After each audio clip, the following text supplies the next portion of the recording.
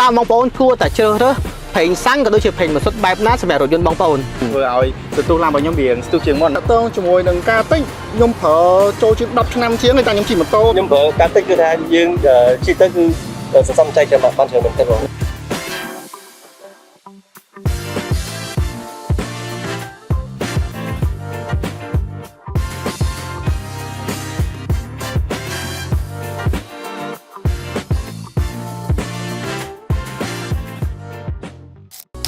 គ្រប់ជំរាបសួរបងប្អូនទាំងអស់គ្នាស្វាគមន៍មកកាន់វីដេអូថ្មីអញ្ចឹងដូចបងប្អូនបានឃើញក្បាលវីដេអូហើយអញ្ចឹងថ្ងៃនេះផ្ទាល់គឺខ្ញុំនឹងនិយាយតាក់ទងនឹងប្រេងឥន្ធនៈកាលតិច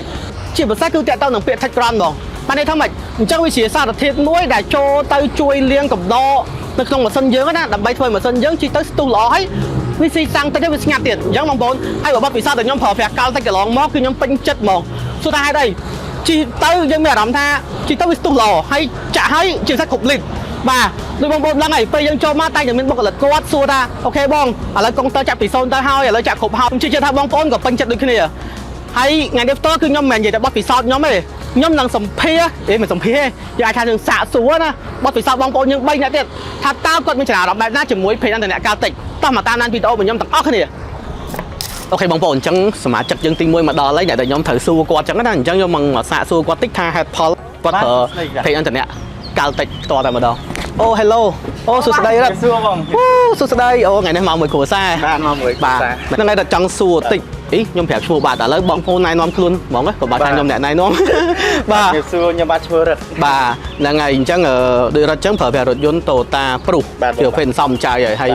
ចង់សួរតិចថាហេតុផលអីបានជឿរើសយកប្រេងឥន្ធនៈកាលតិចដើម្បីប្រើប្រាស់ប្រចាំថ្ងៃអញ្ចឹងណាបាទបងដោយសារតែបើតាមខ្ញុំដឹងកាលតិចគាត់មានសារធាតុ Tech Run ណាអូខេclean engine របស់ខ្ញុំហើយវាជួយធ្វើឲ្យសន្ទុះឡានរបស់ខ្ញុំវាស្ទុះជាងមុនហ្នឹងការសង្កេតឃើញរបស់ខ្ញុំបាទអូខេវា excel ជាងមុនតិចជួយដែរព្រោះដោយសារពេលខ្ញុំជិះទៅឃើញវាហ្មងស្រកមកកម្មវាយូរដែរចំណុចហ្នឹងក៏ជាចំណុចមួយដែលខ្ញុំអាសាឃើញបងប្អូនក្នុងក្រុមយើងគាត់ភាសាគ្នាដែរគាត់ថាចាក់ទៅមានអារម្មណ៍ថាជិះបានច្រើនជាងមុនបាទហ្នឹងហើយអញ្ចឹងបាទអាចនឹងមកពីបច្ចេកវិទ្យា Tech Run នឹងផ្ទាល់បងប្អូនដែលថាជួយទៅលាងសម្អាតកំណកនៅក្នុងរថយន្តធ្វើយើងស្ទុះហើយស៊ីសាំងតិចទៀតជិះឡានសំចៃហើយចាក់កាលតិចជាមួយសារធាតុបន្ថែម Tech Run ទៅកាន់តែ sale ជាងមុនទៀតបាទអញ្ចឹងវា sale យើងបានច្រើនគួរសមដែរអញ្ចឹងណាបាទអញ្ចឹងអត់អីតែរំខានរត់ច្រើនទេបាទគ្រាន់តែចង់សួរចំណារអារម្មណ៍តិចថាហេតុផលអីប្រើប្រាស់ប្រេងឥន្ធនៈកាលតិចអញ្ចឹងណាអូខេអញ្ចឹងជំរាបលាអ្នកទាំងពីរបាទអរគុណច្រើន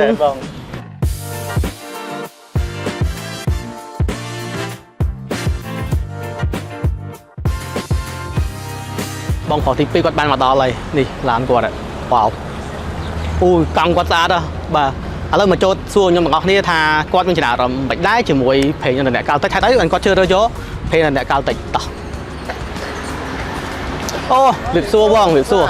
បាទអាចណែនាំខ្លួនតិចបងចង់សួរបងបន្តិចដែរថា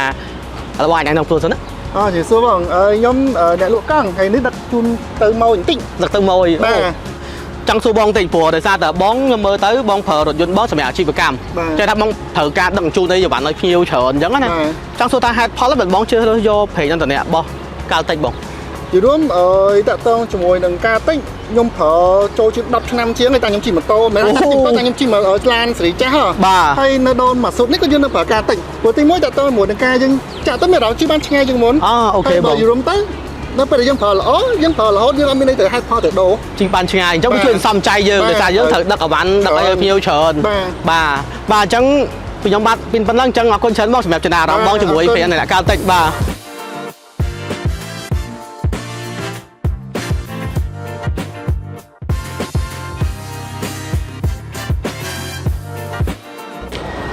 នៅបងប្អូនមកមួយទៀតហើយនេះគាត់ទៅឃើញឡានគាត់ដឹងថាគាត់ណាគេហើយអ្នក off road មកដៃគូ explore តោះឥឡូវមកជួបគាត់ទាំងអស់គ្នាថាមកទាំងពីរនេះអត់អូវាសួរហេមកទាំងពីរហ្មងថ្ងៃនេះបាទដៃគូគេមែនបាទបាទវាសួរហ្នឹងហើយអញ្ចឹងអាចណែនាំខ្លួនតិចសួស្ដីអ្នកគ្នាដៃគូស្បាយបាទភ័យគាត់គឺដៃគូ explore អញ្ចឹងថាបងប្អូនច្បាស់ជាធ្លាប់ទស្សនាវីដេអូគាត់ច្រើនដោយសារគាត់ជាអ្នកធ្វើ content ក្នុងការជួយលើកស្ទួយវិស័យទេសចរណ៍នៅប្រទេសកម្ពុជាយើងអញ្ចឹងណាអញ្ចឹងថ្ងៃនេះផ្ទាល់ខ្ញុំចង់សួរតិចថាហេតុផលអីបានជ្រើសរើសយកប្រេងឥន្ធនៈកាលតិចថាចាក់លើរថយន្តយើងអញ្ចឹងណាបាទបងបាទហេតុតែពួកយើងជ្រើសយកប្រេងឥន្ធនៈកាលតិចដោយសារតែពួកយើងជាអ្នកដើរលេងចូលព្រៃចូលអីចឹងទៅយើងត្រូវការរើសយកពេលតែណាដែល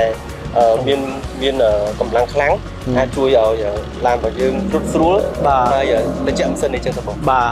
thế là tông ở tới xong chạy rồi cứ chạy tới chị ban chờ đấy để cái san vậy ta có chạy xăng đi chậm một số đi chị ban chờ đi giống á បាទខ្ញុំប្រើការតិចគឺថាយើងជិះទៅគឺសន្សំចៃច្រើនបានច្រើនមែនទេបងដោយសារតែខ្ញុំជិះនិយាយទៅចាក់មកពេញខ្ញុំដើរលេង trip មកវិញគឺនៅសល់ទៀតបង ok đây em trong bậc thang tích đài chạy tao thằng cao tích cứ miên bởi chạy bởi chia thách run cứ chui xong át chạy tao là một quan tùm nọ mà chẳng luôn bọc rồi dân bóng thuê rồi bóng chỉ tới mẹ đóng thay với tú với đây là xa con đồng hiệp là đại bóng lại chậm vào đóng ấy bà đang này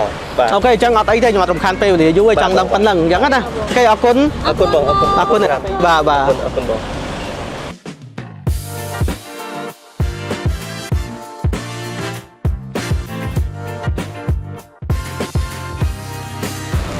chẳng cũng thấy chưa rớt bây giờ là ca tích xong rạp rồi dân chỉ tí sẽ làm cho bóng bóng tầng ác này